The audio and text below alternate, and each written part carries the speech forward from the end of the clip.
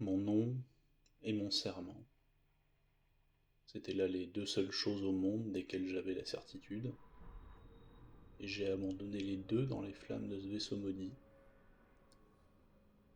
J'ai pris connaissance dans l'une de ces capsules avec un atroce mal de tête, cet affreux parasite, et la conviction viscérale d'être en danger de mort.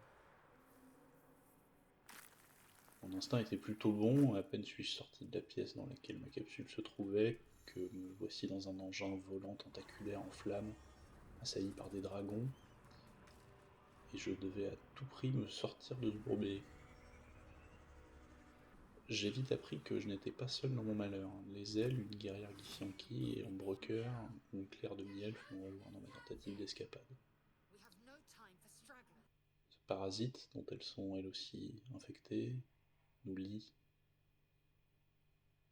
finira par tous nous changer en flageurs d'âme, et l'esprit de ruche pervers qui anime ces monstres nous connecte déjà.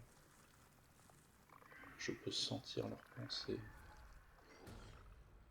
leurs émotions. Nous pouvons même communiquer par la pensée grâce à cette liaison. Pour sortir de cet endroit, nous allions d'abord devoir le sortir, lui, de son propre pétrin. Nous avons fini par atteindre la passerelle, où nous avons trouvé le flageoleur qui nous avait introduit le parasite. Aux prises avec plusieurs démons, il nous ordonna presque immédiatement d'activer le transpondeur du vaisseau. Je n'aime pas l'idée de me fier à une créature qui comptait quelques heures plus tôt l'utiliser comme un réceptacle pour un parasite de son espèce. Mais avec l'énergie du désespoir, Ombrecoeur s'élança à travers les adversaires et parvint à activer le transpondeur. Ensuite, je tombais. La courte existence dont j'étais capable de me souvenir allait donc se terminer ainsi, aplati sans remords sur un sol inconnu. Mais quelque chose me sauva, et je perdis à nouveau connaissance. Quand je repris conscience, j'étais sur une plage cette fois-ci. Loin de moi, un cadavre, que je me surpris à admirer.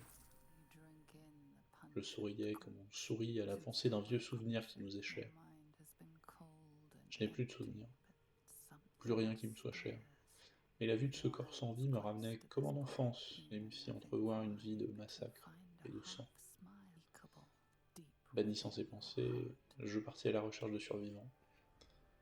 Non loin de là où je finis ma chute, je trouvai Ombrecoeur, évanoui sur le sable avec à son côté l'artefact auquel elle s'accrochait après que nous l'avons sorti de sa capsule. Je combattis la tentation de l'accaparer et je la réveilla. À la recherche d'autres survivants, nous fîmes la rencontre d'Astarion, un roublard, et d'un mage, Gale, tous deux également infectés par le parasite. Nous finîmes par trouver Lae'zel, prise dans un piège, tendu par deux tieflins. Par notre connexion parasitaire, la guerrière m'ordonna de me débarrasser d'eux. Tuer des innocents est contraire à mes vœux, je le sais. C'est le peu qu'il me reste de mon identité perdue. Je suis un paladin, un servant de la justice. Ils n'ont rien fait. Ils ont peur. Ils sont faibles. Ils ne méritent pas la pitié. Et cette soif de sang. Réveillé par la vue de ce corps sans vie, je ne dois pas. Et pourtant j'en ai tellement envie. Ils l'ont capturée. Ils parlaient de la tuer. Ce lien qui nous unit fait de nous un seul et même esprit. Au diable le serment. Je vais me repaître de leur sang.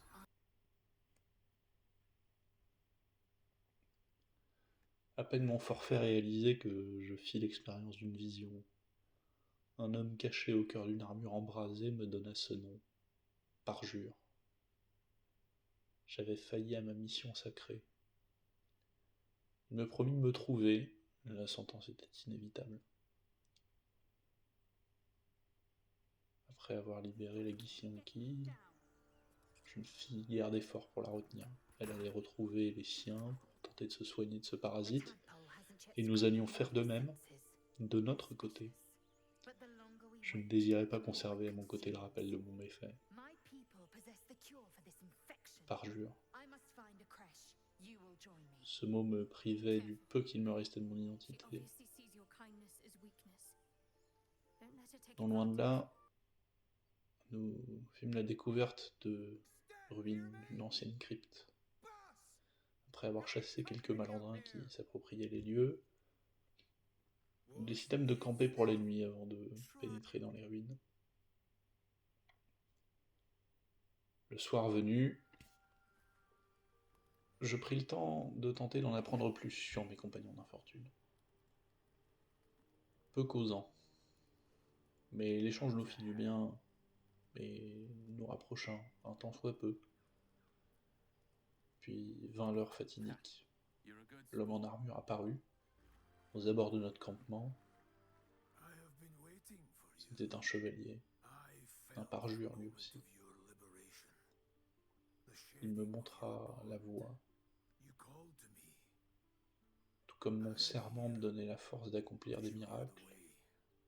Le parjure me plongerait dans l'ombre. Et j'y trouverais une force nouvelle, différente. Je serais libre de l'utiliser comme bon ou mal me semble. J'avais un nom et un serment. Désormais, ces deux choses m'ont été ôtées. Je suis un parjure, et j'ai soif de sang.